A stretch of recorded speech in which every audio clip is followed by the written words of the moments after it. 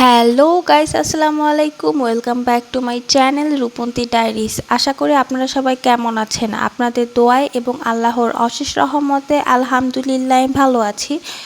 তো জীবনটা অনেক কঠিন, এই কঠিন জীবনের মধ্য দিয়ে পার করতে হবে। আর জীবনের মধ্যে খারাপ মানুষ থাকবে, ভালো মানুষ থাকবে, এটা নিয়েই জীবন।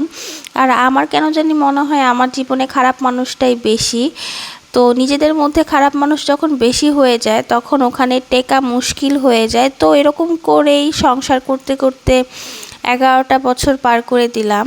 তো যাই হোক, কাউকে যদি আপনি কোনো ভালো জিনিসে নজর দেন তাহলে সেই নজরটা আপনার উপরেই পড়বে। তো বুঝে শুনে নজর দিন। আর বয়স্কদের জন্য কিছু বলার নেই, কারণ বয়স্করা তো এমনিই জানে সকল কিছু, কারণ বয়স্কদের পেট থেকে আমরা হয়েছি, বয়স্করা আমাদের পেট থেকে হয়নি।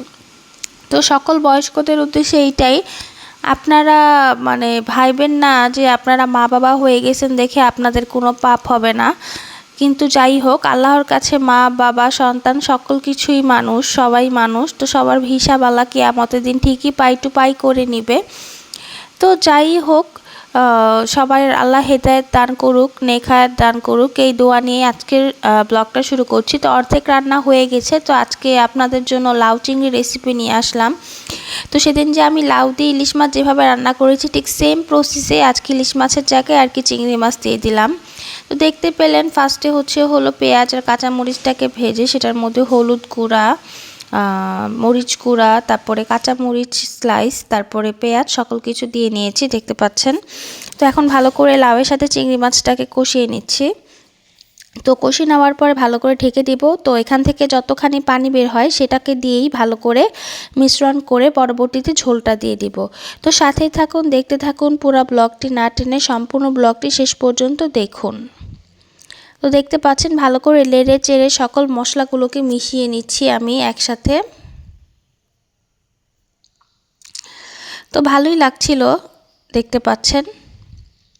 তো এখন ভালো করে ঢেকে দেবো। ঢেকে দেওয়ার পর লাউয়ের যে পানিটা বের হবে, এরপর আমি কতটুকু ঝোল খাবো তা সকল কিছুই আপনাদেরকে শেয়ার করবো। সাথেই থাকুন, দেখতে থাকুন, পুরো রান্নাটা সম্পূর্ণ দেখুন না টেনে।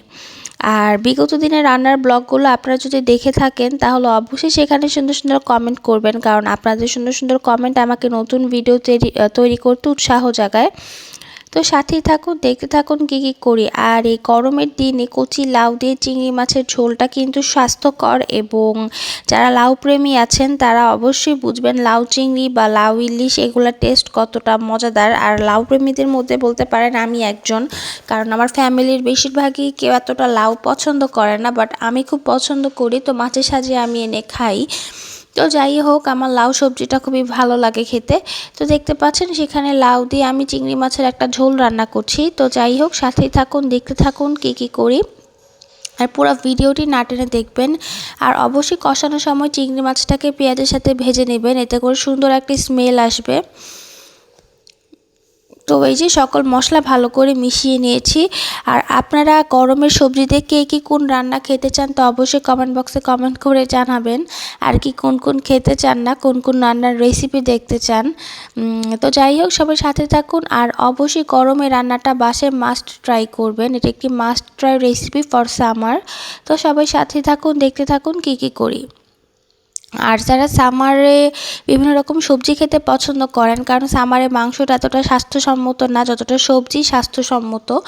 তো যাই হোক, সাথেই থাকুন, দেখতে থাকুন কী কী করে। আর রান্নাটা অবশ্যই কুচু চিংড়ি দিয়ে করবেন, কারণ কুচু চিংড়ি দিয়ে রান্নাটা কিন্তু বেশ মজাদার হয়।